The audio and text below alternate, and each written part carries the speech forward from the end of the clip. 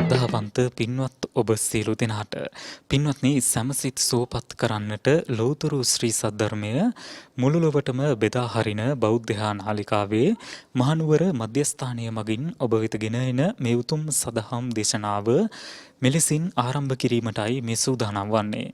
පින්වත්නි මේ උතුම් සදහම් දේශනාව පැවැත්වීම සඳහා අප සිදු කළ ගෞරවනීය ආරාධනාව පිළිගෙන මේ උතුම් සදහම් මණ්ඩපය වෙත වැඩම කොට වදාළ මාවනැල්ල මයුරපාද ජාතික පාසලෙහි සහකාර විදුහල්පති පූජනීය පන්නල ආනන්ද පින්වත් ස්වාමින් වහන්සේව අප සියලු දෙනාම එක්ව සාදු නහද පවත්වා වන්දනා කරමු.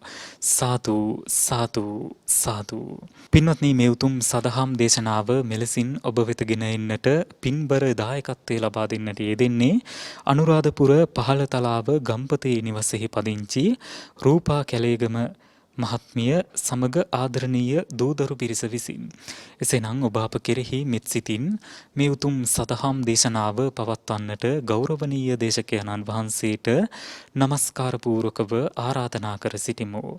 අවසරයි ස්වාමින් වහන්සේ. සාදු සාදු සාදු. සමන්ත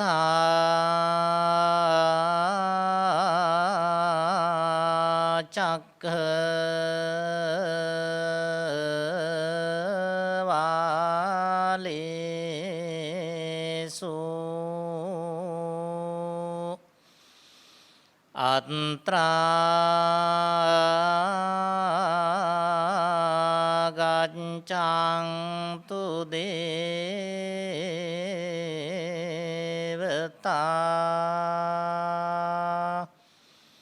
සද්ධම්මං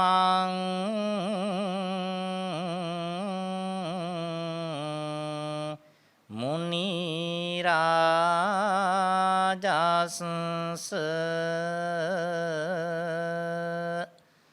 සුනන්තු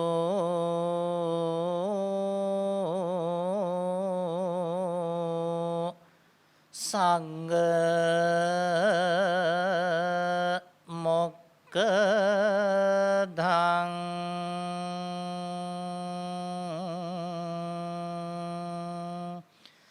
ධම්ම ශ්‍රවණ කාලෝ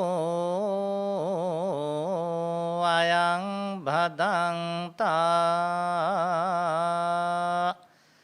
ධම්ම ශ්‍රවණ කාලෝ අයං බදන්තා ධම්ම ශ්‍රවණ කාලෝ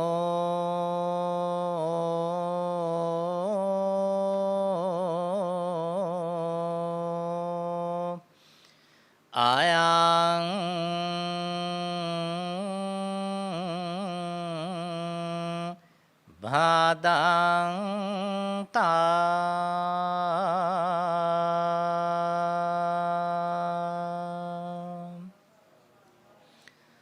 නමෝ තස්ස භගවතු අරහතෝ සම්මා සම්බුද්දස්ස නමෝ තස්ස භගවතු අරහතෝ සම්මා සම්බුද්දස්ස නමෝ තස්ස භගවතු අරහතෝ සම්මා සම්බුද්දස්ස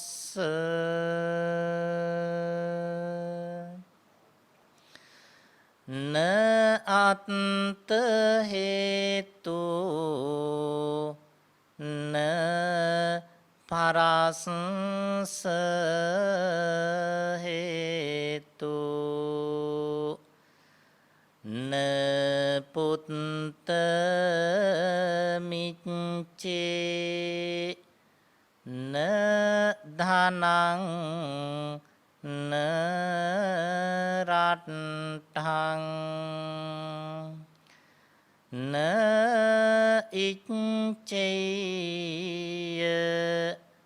අධම්මේන සමිද්ධි මත්තනෝ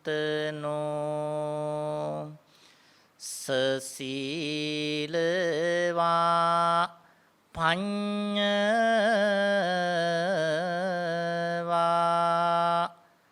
ධම්මිකෝ සියාති.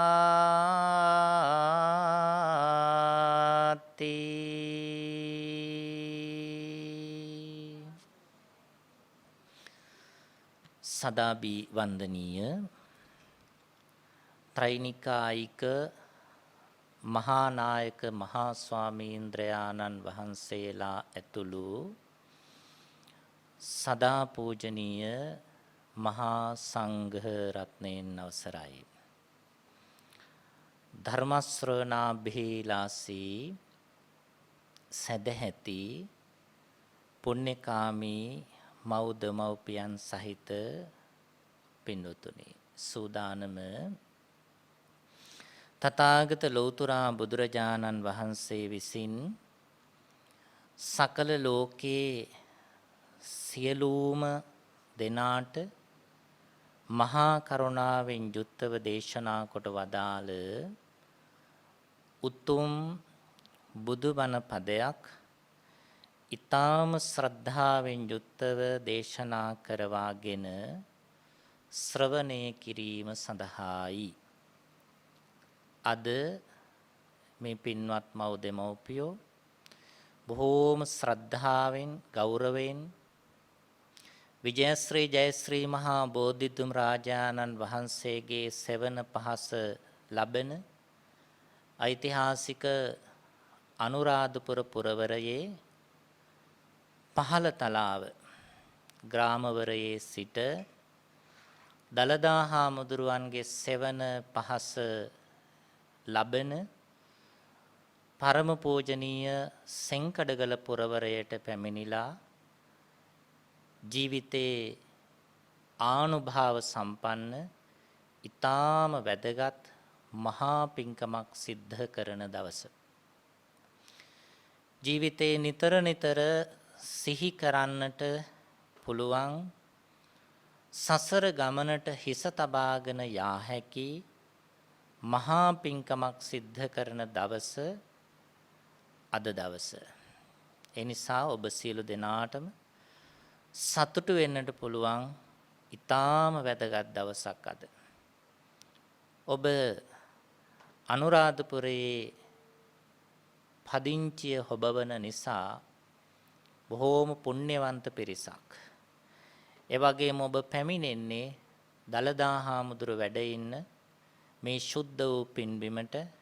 එයත් ඔබේ ජීවිතේ ඊ타මත් වැදගත් දවසක්. ධර්මානුශාසනාව ශ්‍රවණය කරලා දළදා හාමුදුරුවොත් වැඳලා සෙන්කඩගල පුරවරයෙන් මේ උතුම් පින්කම සිද්ධ කරගෙන අම්මා අප්පච්චිලා ඇතුළු සියලු දෙනාම ගමන් කරනව ඇතැයි අපි බොහෝම සැදැහැයෙන් බලාපොරොත්තු වෙනවා. ඔබට දළදා හාමුදුරුවන්ගේ ආශිර්වාදය ලැබේවා කියලා අපි ප්‍රාර්ථනා කරනවා මේ දළදා සෙවණේ සිට. බොහෝම සැදැහැයෙන් මේ පිරිස අද දවසේ සෙන්කඩගල පුරවරයට පැමිණිලා මේ ධර්මානුශාසනාව දේශනා කරවාගෙන ශ්‍රවණය කරනවා. අපි හැමදෙනාගේම පිනට පහළ වුණු දරණාගම කුසල ධම්ම මහා ස්වාමීන්ද්‍රයාණන් වහන්සේ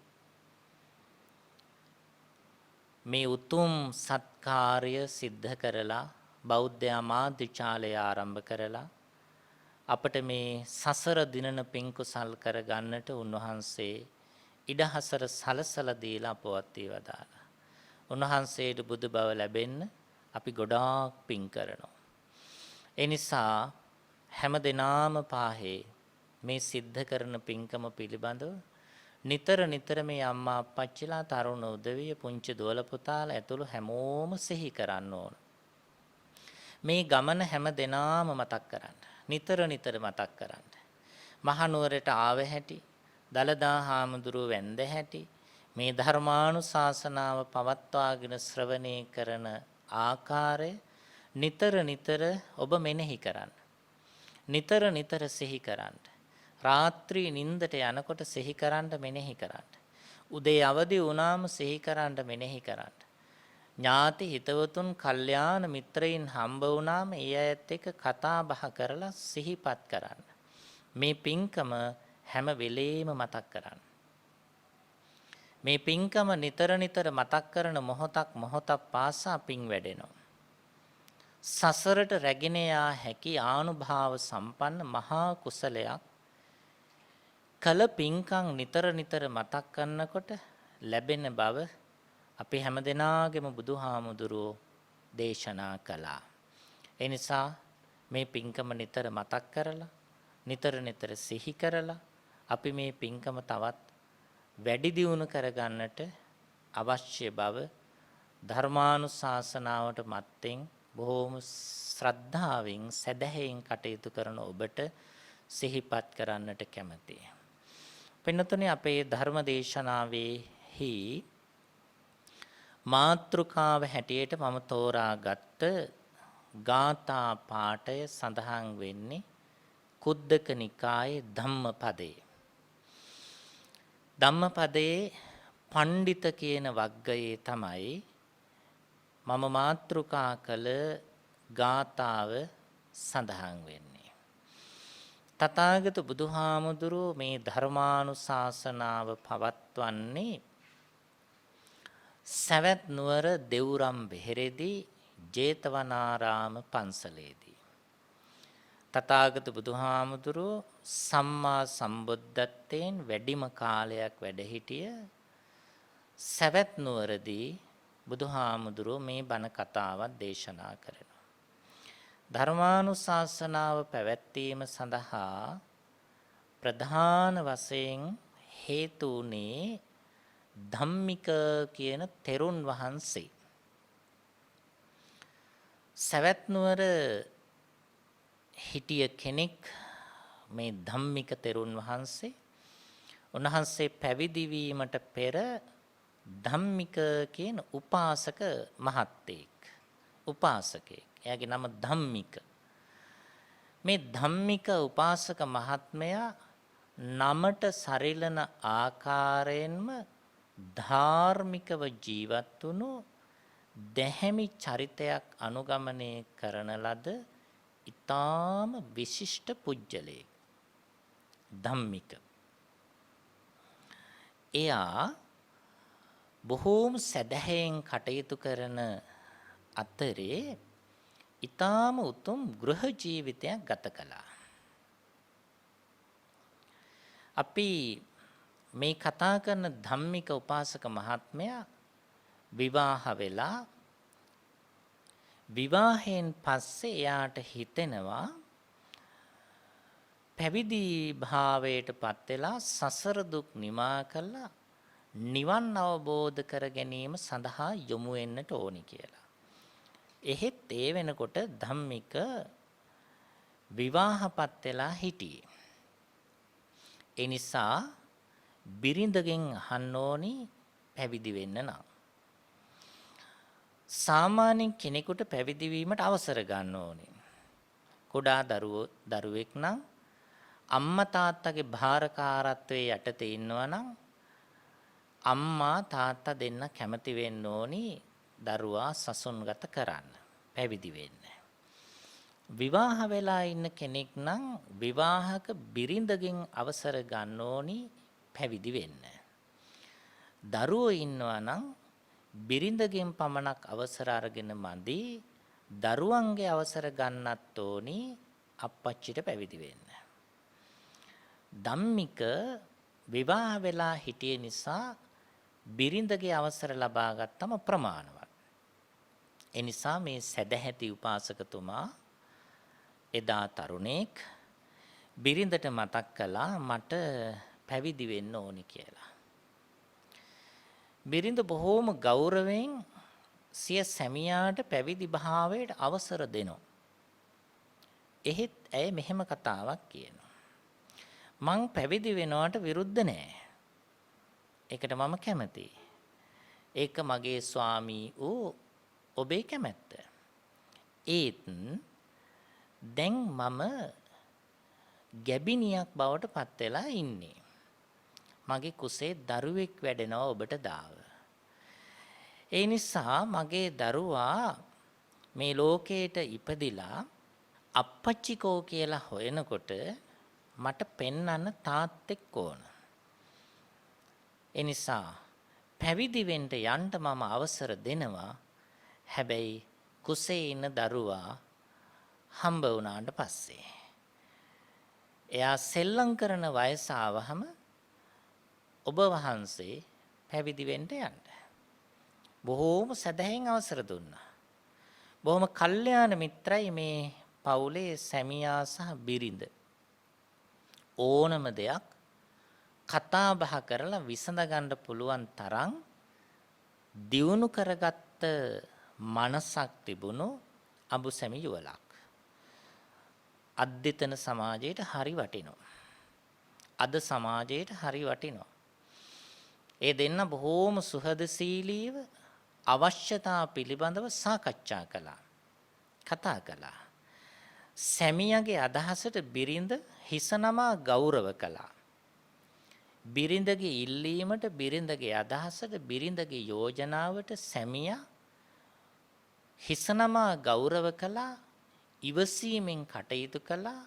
ඉල්ලීමට අනුගත වුණා.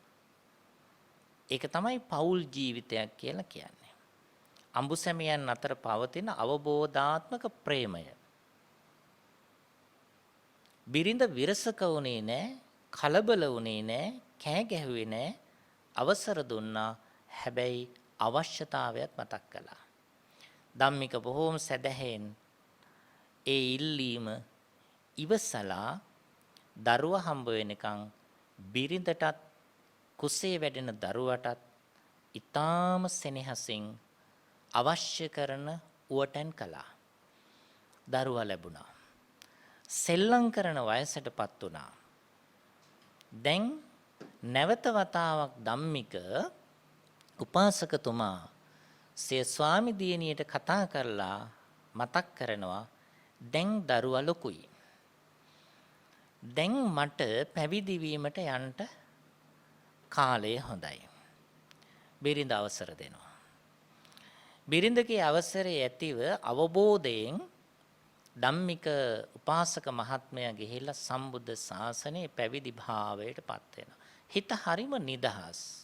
එයි එයා විවාහක කෙනෙක් වුවද බිරිඳ බොහොම සෙනෙහසින් අවසර දුන්නා. බිරිඳගෙන් ගැටලුවක් නැහැ. හිත හරිම නිදහස්. වගකීමක් බැඳීමක් තිබුණේ දරුවා සම්බන්ධයෙන්. ලැබුණේ පුතෙක්. පුතා සම්බන්ධයෙන් ගැටලුවක් නැහැ. බිරිඳ සිය වගකීම බාරගත්තා. හිත හරිම නිදහස්. පැවිදි භාවයට පත් වෙලා ඊටාම කෙටි කාලයකදී ධම්මික උපාසක මහත්මයා රහතන් වහන්සේ කෙනෙක් බවට පත් වුණා. හිත නිදහස් කරගෙන රහත් භාවයට පත් වුණා.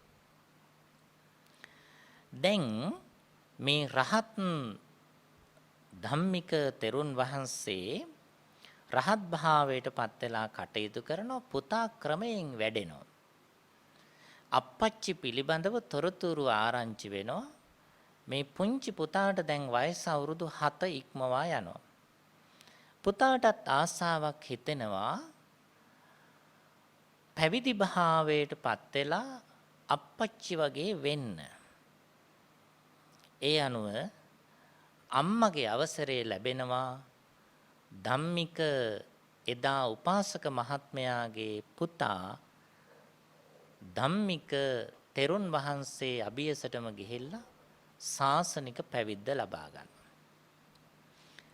පුංචි පුතා පැවිදි වෙනවා. පුතත් නොබෝ දවසකින් කෙලෙස් නසා රහත් භික්ෂූන් වහන්සේ නමක් බවට පරිවර්තනය වෙනවා. දැන් ඒ දෙදෙනාම රහතන් වහන්සේලා. හරිම සතුටින් සසර ජීවිතේ කෙලවර කරලා ඉන්නවා. ස්වාමි දියණිය නිවසේ ඉන්නවා. බිරිඳ කල්පනා කරනවා මම බිරිඳක් හැටියට ගෘහ ජීවිතය ගත කරන්න ඕනි සැමියා වෙනුවෙන්. බිරිඳක් හැටියට මම සැමියා වෙනුවෙන් ජීවත් වෙන්න ඕනේ. ගෘහ ජීවිතයක් ගත කරන කාලේ. එහෙත් දැන් මගේ ස්වාමියා ගිහි ජීවිතයෙන් අයින් වෙලා පැවිදි භාවයටපත් වෙලා රහත් භික්ෂූන් වහන්සේ නමක්.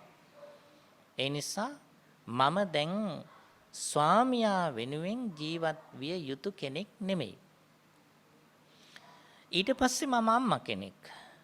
අම්මා කෙනෙක් හැටියට ඊළඟට මගේ විශේෂත්වය මම දරුවෝ වෙනුවෙන් ජීවත් විය යුතුයි. එහෙත් දැන් මට හිටිය එකම පුතා පැවිදි භාවයටපත් වෙලා එයා මාර්ගඵල අධිගමයටපත් වෙලා දැන් මගේ පුතත් රහතන් වහන්සේ කෙනෙක්. තවදුරටත් මම ගිහි ජීවිතයක් ගත කිරීමෙන් ප්‍රයෝජනයක් නැහැ. මට තිබුණේ බැඳීම් දෙකයි. ඒ ස්වාමියා හා සම්බන්ධ බැඳීමයි දරුවා හා සම්බන්ධ බැඳීමයි. ඒ දෙකෙන්ම දැන් මං නිදහස්. දැන් මට ගිහි ජීවිතේ අරමුණු නැහැ. බලන්නකෝ මොනතරම් මේ බිරිඳ නිදහස්ද කියලා. අපේ වර්තමාන ලෝකයට අපිට මොනතරම් මේ චරිතය ආදර්ශ සපයනවාද? ඇය බිරිඳක් හැටියට ජීවත් වුණේ සිය සැමියා වෙනුවෙන්. සිය සැමියා වෙනුවෙන්. එයාට උවමනාවක් නැහැ ස්වාමියා Tamanගෙන් ඉවත් වුණාම නැවත බලාපොරොත්තු ඇති කරගන්නට වෙනත් විවාහා කරා යමු වෙන්න. එයාට ඊළඟ අරමුණ තිබුණේ දරුවා. එයා ජීවත් වුණා දරුවා වෙනුවෙන්. දරුවෝ වෙනුවෙන්. දෙවනවර විවාහයකට ඇය යොමු වුණේ නැහැ. මුළු ජීවිතේම කැප කළේ දරුවෝ වෙනුවෙන්. දරුවාද පැවිදි වුණාට පස්සේ දැන් ඇත්තටම ඇය හැම පැත්තකම නිදහස්. එයාට ආයෙ තිබුණා ගිහි ජීවිතයට යන්න. ආයෙ ගිහි ජීවිතේ බැඳීම් ඇති කරගන්න තිබුණා. නමුත් එයා කල්පනා කරනවා බිරිඳක් හැටියට මට තිබුණු වගකීම් දෙකයි. ඒ දෙකෙන්ම දැන් මම නිදහස් වුණා. දැන් මටත් තියෙන්නේ සසර දිනන පැත්තට යොමු වෙන්න. ඒ අනුව ඇය තීරණය කළා ඇයත් පැවිදි භාවයටපත් වෙන්න. ඇය මෙහෙණවරයට ගිහිල්ලා බොහෝම නිදහසේ සියලු බැඳීම් වලින් ඉවත් වෙලා මෙහෙණවරයේදී භික්ෂුණීන් වහන්සේ නමක් බවට පත් වෙනවා. නොබෝ කාලයක් ගත වුණා පැවිද්දෙන් එකම අරමුණ නිර්වාණ ධර්මය අවබෝධ කර ගැනීම. මේ තෙරණිය මාස කීපයක් ගත වෙනකොට ඇයද රහත් භික්ෂුණීන් වහන්සේ නමක් බවට පත් වුණා. බලන්න ලබාගත් මනුස්ස ජීවිතය මේ පුංචි පවුල මොන තරම්නම් ආදර්ශමත් විදිහට ගොඩනගා ගත්තාද කියලා. මොනතරම් නිදහස් අදහස් තිබුණු ඔවුනොවුන්ට ගෞරව කරපු මානව ධර්මයන්ගෙන් පිරුණු සුචරිතවත් සාධු චරිතයක් ගත කරපු මේ පවුල මොනතරම් අර්ථවත්ද? මනුෂ්‍ය ලෝකයට පැමිණීමේ අග්‍රඵලය ලබාගත් පවුලක්. මිනිසත් බව ලබාගත් වෙලේ මිනිසත් භවයේ උත්තරීතර තත්වයට යන්න තරම් දියුණු මනසක් තිබුණු පවුලක්. ප්‍රඥාවන්ත පවුලක්. බුද්ධිමත් පවුලක්. කෙලෙස් වලින් අන්තයට නොගෙහිල්ලා සම්මා සතියෙන් කටයුතු කරපු පවුලක්. ආදර්ශමත් අර්ථවත් පවුලක්. මේ උතුම් පවුලේ තුන්දෙනාම රහත් භාවයට පත්වීමේ පුවත හැම තැනම කතා බහට ලක් වුණා. ධම්සභා මණ්ඩපයට වඩින බුදුරජාණන් වහන්සේට ධම්සභා මණ්ඩපයේ හිටිය හාමුදුරුවරු මේ සාකච්ඡාව කරමින් ඉන්න බව ආරංචි වුණා. පස්සේ දෙව්රම් වෙහෙරේ ධම්සභා මණ්ඩපයට වඩින බුදුහාමුදුරුවෝ භික්ෂූන් වහන්සේලාගෙන් අහනවා, ඔබ වහන්සේලා මම පැමිණීමට පෙර වැඩම වීමට පෙර මොන වගේ කතා බහකද නිරත වෙලා හිටියේ කියලා. ඒ අනුව ධම්සභා මණ්ඩපයට රැස්වුණු භික්ෂූන් වහන්සේලා භික්ෂුණීන් වහන්සේලා මතක් කරනවා, ස්වාමීනි ධම්මික රහතන් වහන්සේ පිළිබඳවයි අපි සාකච්ඡා කරමින් හිටියේ, කතා කරමින් හිටියේ, තොරතුරු හුවමාරු කරමින් හිටියේ. ඒ වෙලාවේ බුදුරජාණන් වහන්සේ මේ ධම්මික රහතන් වහන්සේ, ඒ වගේම අර පුංචි පොඩි හාමුදුරුවෝ උන්වහන්සේගේ රහත් භාවය, ඒ වගේම ඒ මෑණියන්ගේ රහත් භාවය පිළිබඳව භික්ෂු භික්ෂුණීන් වහන්සේලා දැනුවත් කරමින් එදා ධම්සභා මණ්ඩපයේදී බුදුරජාණන් වහන්සේ කළ ධර්මානුශාසනාව තමයි අපි ධර්මදේශනාවෙහි මාතෘකාව හැටියට මම ධර්මදේශනාවට පෙර සිහිපත් කළේ. මේ හේතුව මුල් කරගෙන තමයි බුදුහාමුදුරුවෝ අපට මේ බණ කතාව දේශනා කළේ. අනුරාධපුරයේ වැනි ප්‍රදේශයක කටයුතු කරන අම්මලා අප්පච්චිලා හැටියට ඔබ අනිත් පළාත්වලට වඩා ඊටාම විශිෂ්ට ගුණධර්ම වලින් ජීවත් වෙන පිරිසක් කියන බව මම ඊටාම හොඳින් දන්නවා.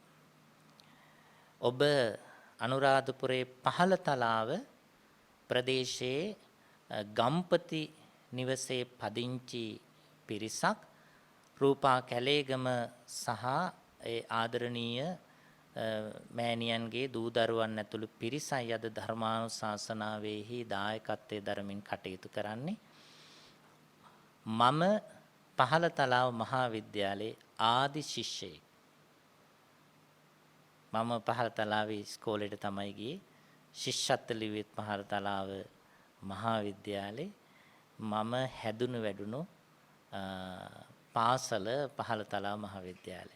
ඉතින් මම මේ ඔබ කවුද කියලා දැනගන්නකොට පුදුම විදිහේ වෙනසක් මට දැනුණා. මේ හමුවීම, මේ මුණ ගැහිම දෛවය මිනිස්සු මුණ ගස්සන හැටි කියලා. මගේ මතකය පුංචි අවදියට ගියා. ඒ වගේම පහළතලාව කියන මේ ප්‍රදේශයේ පිළිබඳ සියලු තොරතුරු මගේ මතකයට ආවා. ඉතින් මේ නම ඇහෙනකොටම මේ ප්‍රදේශවල ඉන්න හැම දෙනාටම මගේ හදවතේ පුදුම විදිහේ ගෞරවයක් තියෙනවා. ඔබයි මේ ධරණි තලයට මහා ශක්තියක් සපයන ජීවය. ඔබ තමයි අපේ රටට බත සපයන්නේ. මහා කාෂ්ඨ අවුවේ කර්කසක පරිසරයක, කර්කසක පොළවක, වනසතුන්ගේ ග්‍රහණයන් මැද දැවැන්ත ජීවන අරගලයක නිරත වෙමින් රටට බත සපයන පිරිසක් මේ අනුරාධපුර පුරවරය නුවර කලාවිය ප්‍රදේශයේ ජීවත් වෙන මිනිස්සු. ඔබ අපේ රටේ ජීවය වගේ ශක්තිමත් පිරිසක්. ඉතින් ඒ නිසා බොහෝම හොඳ ජීවිත ගත කරන පිරිසක්.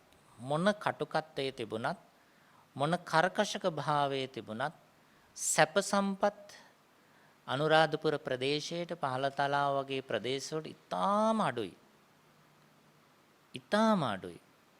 අපේ රටේ සෙසු පළාත්වල තියෙන සම්පත් දිහා බැලුවහම හරියමං විදිහකට වතුර ටිකක්වත් බොන්න නැති, පාරක් තොටක් හරියකට නැති, දුවල පුතාලට නිසි අධ්‍යාපනයක් ලබා දෙන්න තරම් මහා පරිමාණයේ සම්පත් තියෙන පාසල් නැති, බොහොම කටුක පරිසරයක දරුවෝ ගොඩනගාගෙන සදාචාරාත්මක ජීවිතයක් ගෙවන පිරිසක් හැටියටයි ඔබ මේ රට නියෝජනය කරන්නේ.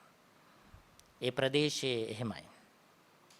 ඉතින් ඒ නිසා වැවෙන් අමුණෙන් මුළු ජීවිතේම ගොඩනගා ගන්න පිරිසක්. ඒ නිසා ඔබ සිල්වත්. ඒ නිසා ඔබ ගුණවත්. සෙසුවදායක මිනිස්සුන්ට වඩා ඔබේ ජීවිතේ චරිතවත්. ගුණධර්ම වලින් පිරුණු ජීවිත. ශ්‍රී මහා බෝධියේ සෙවණෙන් සිසිලසෙන් පහසෙන් පෝෂණය වෙච්ච පිරිසක්. ඉතින් ඔබ වෙන්නන් බුදුරජාණන් වහන්සේ දේශනා කළ මේ සිල්වත් නුවණැති දැහැමි පිරිසක් බව බොහොම සතුටින් සිහිපත් කරන්නට ඕනේ. මේ බණ කතාවේ බුදුහාමුදුර අපට දේශනා කරන්නේ සිල්වත් උදවිය ගැන. ඒ වගේම නැනවත් උදවිය ගැන. ඒ වගේම දැහැමි උදවිය ගැන. ඔබේ වටපිටාවද ඔබද සිල්වත්. ඒ නිසා තමයි මෙබඳු පින්කම් සිද්ධ කිරීමට ඔබට සිතවිලි පහළ වෙන්නේ ඒ සිල්වත් භාවය නිසා. ඒ වගේම ඔබ නැනවත්, බුද්ධිමත්, ප්‍රඥාවන්තයි. ඒ නිසායි ඔබට මේ විදිහේ හැඟීම් පහළ වෙන්නේ. පින් සිද්ධ කිරීමේ හැඟීම් පහළ වෙන්නේ හොඳ නුවණක් තියෙන හන්දා. ඒ වගේම ඔබ ධාර්මිෂ්ඨයි. ඒ නිසායි ඔබට පින් කරන්න හිතෙන්නේ. අපි තෝරාගත්ත බණ කතාව තුල ඔබ ජීවමානයි. ඒ නිසා මට ලොකු සතුටක් දැනෙනවා. මේ ගුණධර්ම තුනත් එක්කම මේ බණ කතාව තෝරා ගැනීමට ලැබීම අපට නොපෙනෙන අදෘශ්‍යමාන බලයකින් ඇති කරපු පෙළඹවීමක් කියලා මට දැනෙනවා ඔබ වැන්නන්ට මේ බණ කතාව කියන්න ලැබීම පිළිබඳව. තථාගත බුදුහාමුදුරුවෝ ඒ අනුව දේශනා කරනවා මහණෙනි මිනිසුනේ සිල්වත්ව නැනවත්ව දැහැමි ජීවිතයක් ගත කිරීම ඊටාම විශිෂ්ටයි කියලා. දැන් මේ බණ කතාව අහන අම්මලා අප්පච්චිලා දුවලා පුතාලා අපේ රටේ අපේ ලෝකේ හැම දෙනාම තමන් පිළිබඳව කල්පනා කරන්න. මම පිළිබඳව කල්පනා කරන්න. තමන් පැත්තට හැරිලා තමන් දිහා බලන්න මේ කාරණා තුනෙන් මම යුක්තයිද කියලා. සිල්වත් භාවයෙන් මම යුක්තද? සිල්වත් භාවයෙන්. ඒ වගේම මම නැනවත් භාවයෙන් යුක්තද? ඒ වගේම මම දැහැමි කෙනෙක්ද කියලා කල්පනා කරලා බලන්න ඕන. සිල්වත්, නුවණැති, ධාර්මිෂ්ඨ ජීවිතයක් ගත කරන කෙනෙක්ද කියලා. ඒ ගුණධර්ම තුනෙන්ම ඔබ සන්නද්ධයි කියලා මම මතක් කළේ මේ පරිසරය වටපිටාව සිතුම් පැතුම් හැඟීම් ආකල්පත් එක්ක. එනිසා තථාගත බුදුහාමුදුරුවෝ න අත්ථ හේතු න පරස්ස හේතු කියලා කාරණා දෙකක් මතක් කරනවා. මහණෙනි මිනිසුනේ න අත්ථ හේතු තමා හේතු කොටගෙන තමන් හේතු කොටගෙන තමන් මුල් කොටගෙන බුදුහාඳුරෝ දේශනා කරනවා පව් නොකර සිටිය යුතුයි කියලා. තමන් හේතු කොටගෙන තමන් මුල් කරගෙන පව් නොකර සිටිය යුතුයි. න අත්ථ හේතු. එතකොට මම වෙනුවෙන් පව් කරන්න එපා කියලා කියන්නේ. මම වෙනුවෙන්. තමා වෙනුවෙන්. හොඳට කල්පනා කරලා බලන්න ඕන අපි. මම හැටියට හිතලා කල්පනා කරන්න. මගේ ජීවිතය රැක ගැනීම සඳහා පව් කරනවාද? මගේ ජීවිතය රැක ගැනීම සඳහා පව් කරන කෙනෙක්ද? එහෙම නැත්නම් එහෙම නොවන කෙනෙක්ද? ඊළඟට මගේ උවමනා ඉටු කර ගැනීම සඳහා මම පව් කරන කෙනෙක්ද? මගේ උවමනා ඉටු කර ගැනීම සඳහා පව් කරන කෙනෙක්. මගේ සුඛ විහරණය සඳහා, මගේ යහපත සඳහා, මගේ අවශ්‍යතා සඳහා මම පව් කිරීම සඳහා අනුබල දෙන කෙනෙක්ද?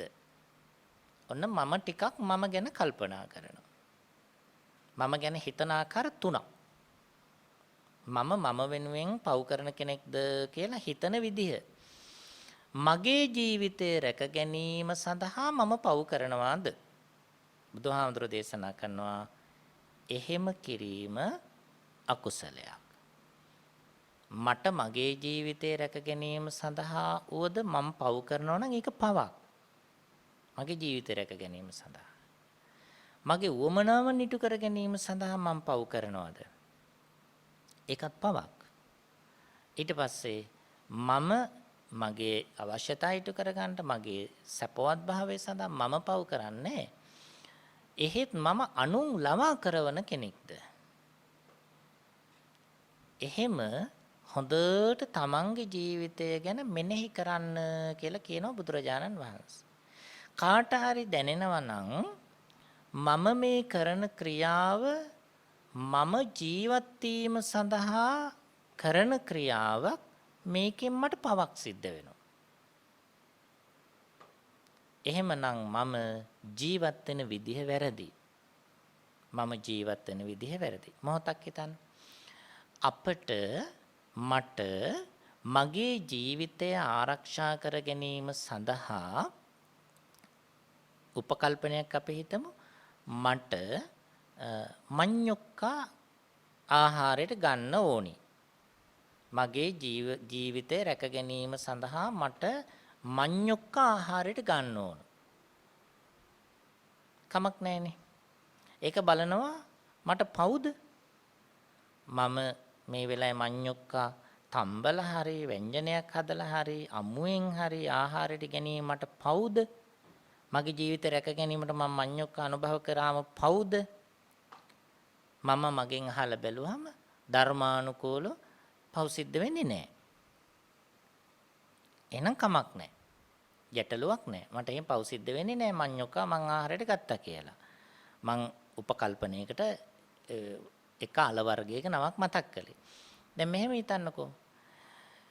කෙනෙකුට ජීවිතය ගොඩනගා ගැනීම සඳහා යම්කිසි සතෙකුගේ මාංශයක් අනුභව කරන්න ඕන. ජීවිතය රැක ගැනීම සඳහා ජීවත් වීම සඳහා ඒ සතාගේ මස් අනුභව කරන්න ඕන. දැන් අපිට මොකද කරන්න වෙන්නේ? මගේ ජීවිතය ආරක්ෂා කර ගැනීම සඳහා මට අර අපි කියන සතාගේ ජීවිතය විනාශ කරන්න වෙනවා. ඒ සතාගේ ජීවිතය විනාශ කරන්න වෙනවා. දැන් අපි මොකද කරන්නේ? මම ජීවත් වීමට මම අර සතා මරලා එයාගේ මාංශ අනුභව කරනවා. බුදුහාඳුර දේශනා කරනවා අන්න එහෙම කවුරු හරි කරනවා නම් ඒ ජීවිතය අසාර්ථකයි. අසාධු චරිතයක්. එයා මොකද කරන්නේ? තමන්ගේ ජීවිතේ රැකගන්නට පාපී ක්‍රියාවන් සිද්ධ කරන කෙනෙක්. මගේ ජීවිතේ රැකගන්න මං අනුන් මරනවා. මගේ ජීවිතේ රැකගන්න මං පව් කරනවා. බුදුහාඳුර දේශනා කළා එහෙම ජීවත් වෙන්න එපා කියලා. එහෙම ජීවත් වෙන්න එපා. මොකද්ද කියන්නේ? න අත්ත හේතු.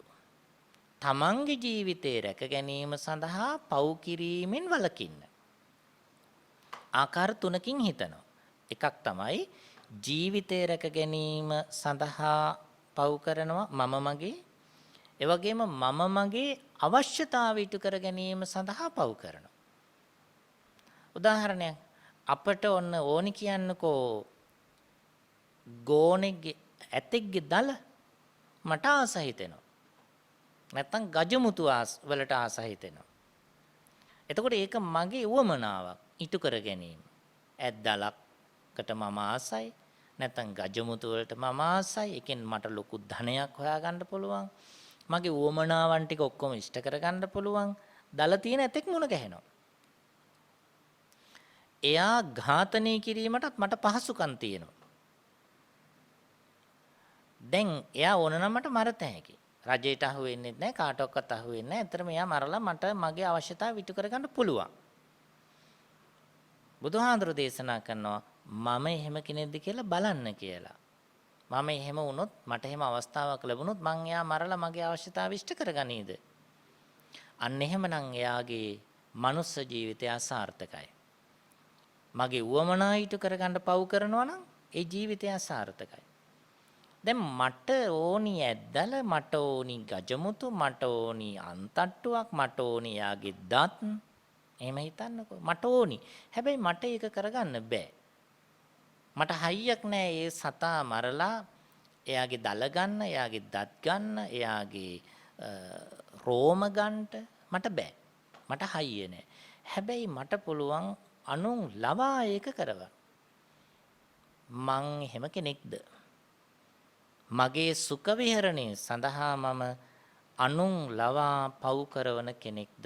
එහෙමනම් මගේ මනුස්ස ජීවිතය අසාර්ථකයි. බුදුහාඳුර දේශනා කරන හොඳට මෙනෙහි කරලා බලන්න මහණෙනි මිනිසුනේ න අත්ත හේතු තමා හේතු කොටගෙන පව් කරනවද නැද්ද කියලා. නොකරන්න කියලා බුදුහාඳුර අපට දේශනා කළා. තමන් මුල් කරගෙන පව් කරන්න එපා. න පරස්ස හේතු. න අත්ත හේතු කියන්නේ තමා මුල් කරගෙන පව් කිරීමෙන් වළකින්න. න පරස්ස හේතු කියලා කියන්නේ අනුන් හේතු කොටගෙන අනුන් මුල් කරගෙන පව් නොකර සිටීම. අනුන් කියලා කියන්නේ තමා හැර සියලු දෙනාම අනුන් අන් අය.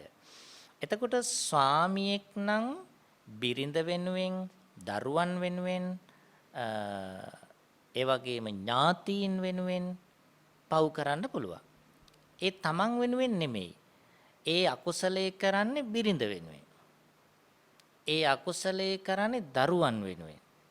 ඒ අකුසලයේ කරන්නේ ඥාතිවරු වෙනුවෙන්. එයා කියනවා මගේ උමනාවකට නෙමෙයි මම මේක කරන්නේ. මගේ උමනාවකට නෙමෙයි. මගේ දරුවන්ට. නැත්තම් මම මේක කරන්නේ මගේ අවශ්‍යතාවකට නෙමෙයි මම මේක කරන්නේ. මේක මගේ බිරිඳගේ උවමනාව. මේක මගේ සැමියාගේ උවමනාව. මේක අපේ පවුලේ ඥාතීන්ගේ උවමනාව. නැත්තම් මට එහෙම අවශ්‍යතාවයක් නැහැ. බලන්න බුදුහාඳුරු දේශනා කරන එහෙම කවුරු හරි අකුසල් කරනවා නම් ඒකත් නරක ක්‍රියාවක්. පවක්. අකුසලයක්. එහෙමත් කරන්න එපා. අනුන් වෙනුවෙන්. දැන් දරුවන්ට කන්ට දෙන්න කියලා. දරුවන්ට සලකන්ට කියලා. ඥාතීන්ට සලකන්ට කියලා. කවුරු හරි කෙනෙක් ස්ත්‍රියෙක් හෝ වේවා පුරුෂයෙක් හෝ වේවා ගිහි හෝ වේවා පැවිදි හෝ වේවා ඥාතීන්ට සලකන්ට ආදි වශයෙන් කවුරු හරි වැරදි කරනවා නම් පාපී ක්‍රියාවන් කරනවා නම් බුදුරජාණන් වහන්සේ දේශනා කරනවා එයාගේ අරමුණ මොනවා වුණත් අකුසලයේ විදිහටම සිද්ධ වෙනවා. අකුසලයේ විදිහටම සිද්ධ වෙනවා. පුංචි උදාහරණයක්.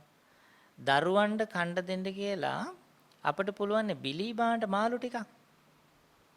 එතකොට මේ මාළු අල්ලන කෙනාගෙන් කවුරු හරි ඇහුවොත් අනේ මම නම් මාළු අල්ලන්න එච්චර කැමැත්තක් නැහැ. මම මේ මගේ ආසාවට කරන එකක් නෙමෙයි අර පොඩි උන්ට කණ්ඩ දෙන්න. එතකොට එයා හිත නිදහස් කරගන්නවා. මේ මට වමනාවට නෙමෙයි. මගේ නෑයන්ට කණ්ඩ දෙන්න. මගේ දරුවන්ට කණ්ඩ දෙන්න. ඒකත් පවක්.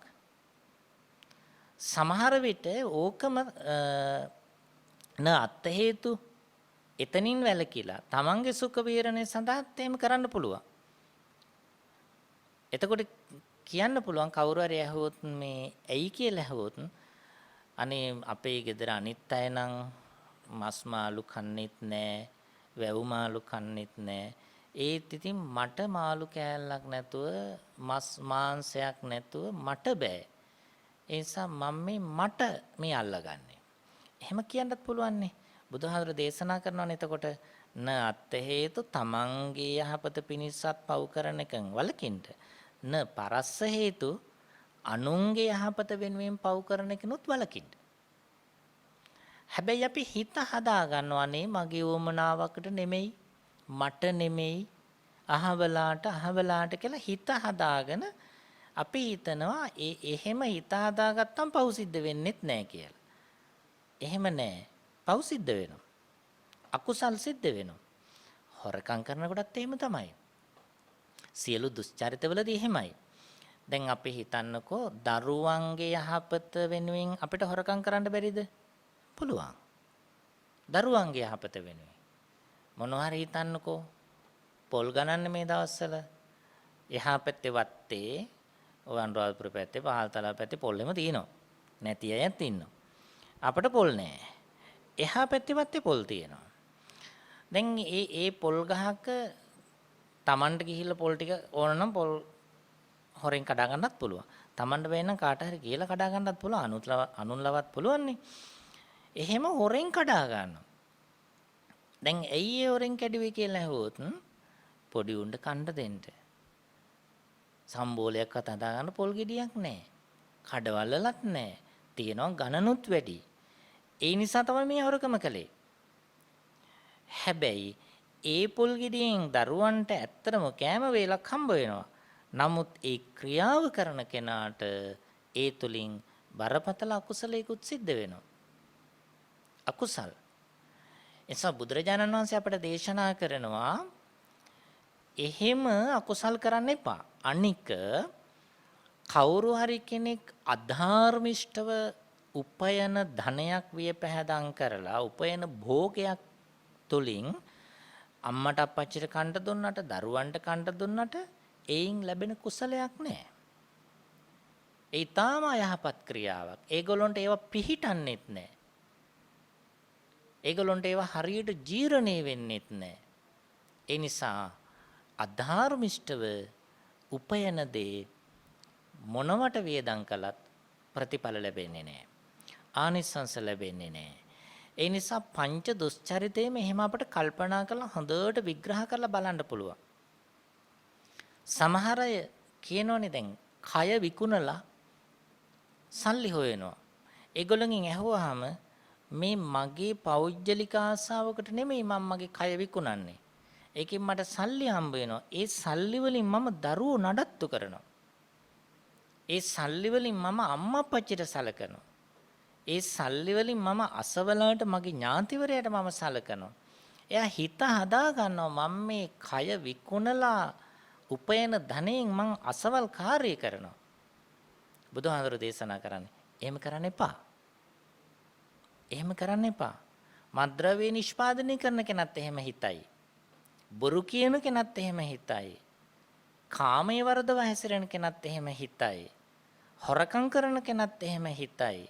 සත්තු මරණ කෙනත් එහෙම හිතයි. ඒක වැරදි. තමන් වෙනුවෙන්වත් අනුන් වෙනුවෙන්වත් පාපී ක්‍රියාවන් සිද්ධ කරන්න එපා කියන එකයි තථාගත බුදුරජාණන් වහන්සේගේ අනුශාසනාව. පැහැදිලි කිරීම. සබ්බපාපස්සකරණන්නේ මේ ලෝකයට පහළ වෙන සියලු බුදුහාමුදුරුවෝ පහළ වෙන්නේ මේ කාරණේ අපට පැහැදිලි කරලා කියලා දෙන්න.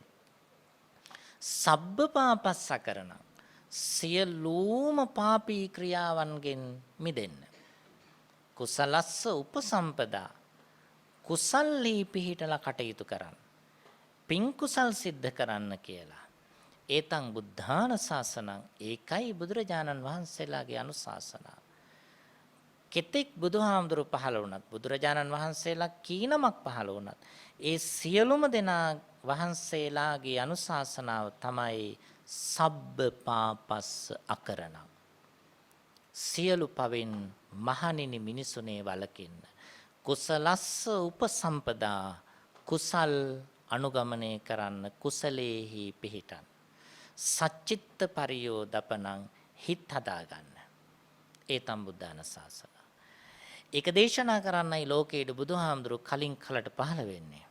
ඒ නිසා බුදුහාමුදුරු දේශනා කරනවා අනුන්ගේ යහපත වෙනුවෙන් යම් කිසි කෙනෙක් අකුසල්හි නිරත වෙනවා නම් එයත් අකුසලයක් බව මතකේ තියාගන්න ඕනි කියලා බුදුහාමුදුර අපට පැහැදිලි කරේ. ඊළඟට අපිට බුදුහාමුදුරෝ දේශනා කරනවා නොදැහැමින් ඒ කියන්නේ අධාර්මිෂ්ඨව කවුරු හරි ප්‍රාර්ථනා කරනවා නම්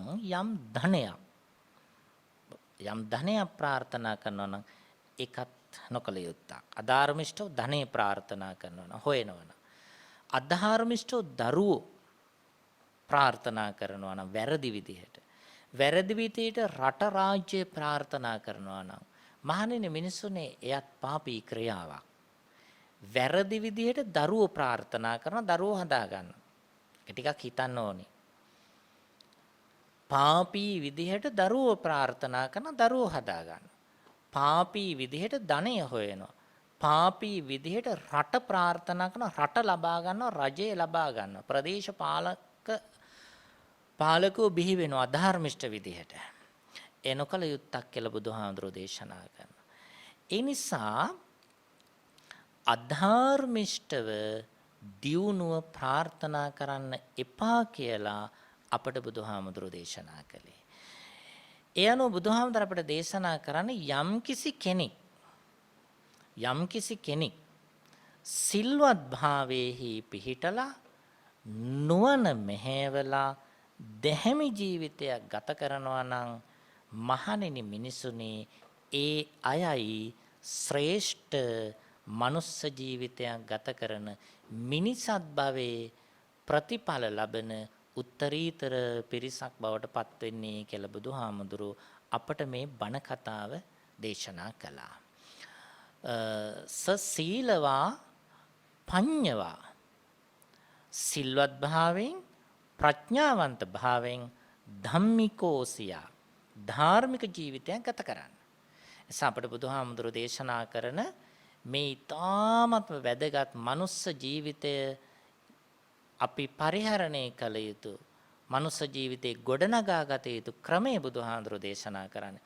ඒ අනුව තමන් වෙනුවෙන් කරන අකුසල් වලින් වැළකීලා අනුන් වෙනුවෙන් කරන අකුසල් වලින් වැළකීලා අධාර්මිෂ්ඨ විදිහට දරුවෝ ධනය ප්‍රදේශය රාජ්‍ය ප්‍රාර්ථනා කිරීමෙන් වැළකීලා දැහැමිව ධාර්මිකව තමන් ඊ타මත්ම සතුටින් නිදහසේ ජීවිතයක් ගෙවන්න. හරියට කවුරු වගේද?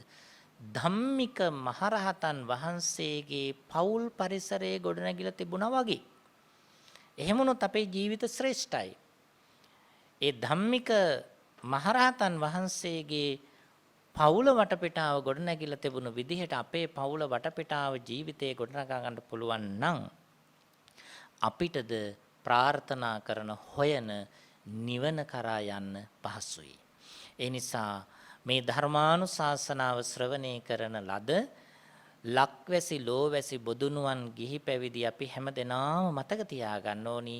තමන් වෙනුවෙන් යම්කිසි කෙනෙක් පව් කරනවා නම් එයින් වළකින්නට, අනුන් වෙනුවෙන් යම්කිසි කෙනෙක් අකුසලයේ නිරත වෙනවා නම් එයින් වළකින්නට, අධාර්මිෂ්ඨව දරුවෝ ධනේ රාජ්‍ය ප්‍රාර්ථනා කරනවා නම් එයින් වළකින්නට, සිල්වත් භාවයේ පිහිටලා නුවණ මෙහෙवला දැහැමි ජීවිතයක් ගත කළා ධම්මික මහරහතන් වහන්සේ ඇතුළු තිදෙනා සසර ජීවිතේ නිමා කළාසේ අපේ ජීවිතද දැහැමිව ගොඩනගාගෙන ප්‍රාර්ථනා කරන බලාපොරොත්තු වෙන බෝධියකින් නිර්වාණ ධර්මය අවබෝධ කරගන්නට අපි හැම දිනාටම මේ දැහැමි ධර්මානුශාසනාව බණ කතාව පාරමිතාවක්ම වේවා කියලා ප්‍රාර්ථනා කරගෙන අපි ධර්මානුශාසනාව නිමාවටපත් කරනවා.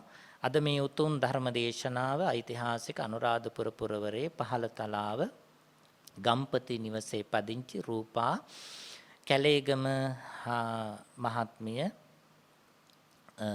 සහ ආදරණීය ඒ මෑණියන් දූ දරුවන් ඇතුළු සියලු දෙනාම ඒක රාශී වෙලා මේ උතුම් පුණ්‍ය ක්‍රියාව සිද්ධ කරන බොහොම සැදැහැයෙන් හැම දිනාම බලාපොරොත්තු වෙනවා. අදින් අවුරුදු 7කට පෙර ජන්මාන්තරගත වන්නට යෙදුණු ජේ.පී. මුදියන්සේ මහත්මාගේ භවගාමී ජීවිතයේ සපවත් කිරීම සඳහා පින් අනුමෝදන් කරන්නට බලාපොරොත්තු වෙමි. උතුම් පින්කම සිද්ධ කරනවා. ඒ වගේම බලාපොරොත්තු වෙනවා ගෞරවනීය දේශකයන්න් වහන්සේට ආශිර්වාද කරන්නට, ඒ වගේම රට වෙනුවෙන් ජීවිත පූජා කළ සියලු දෙනාට ආශිර්වාද කරන්නට පින් අනුමෝදන් කරන්නට, ලක්වැසි ලෝවැසි සියලු දෙනාට ආශිර්වාද කරන්නට පින් අනුමෝදන් කරන්නට බලාපොරොත්තු වෙමින් මේ උතුම් පින්කම සිද්ධ කරනවා. ඒ වගේම අවස්ථාවට සම්බන්ධ වෙන හැම දෙනාටම තුනුරුවන්ගේ දෙවියන්ගේ ආශිර්වාදය ලබා ගන්නට.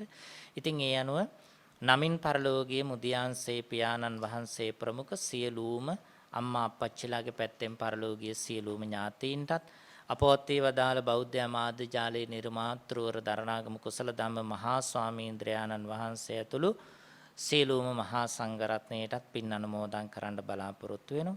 ඒ වගේම අද දවසේ මේ උතුම් පින්කම සිද්ධ කරන රූපා කැලේගම මෑණියන් ප්‍රමුඛ ඒ පවුලේ සියලු දෙනාටමත් ධර්මදේශනාව ශ්‍රවණය කර ලොකු කුඩා මව් දෙමව්පිය හැම දෙනාටමත් ලක්වැසි ලෝවැසි සියලු දෙනාටමත් සම්බුදු සසුන සුරකින්න දෙවියන්ටත් මේ පින් එකසේ ප්‍රත්‍ය වේවා.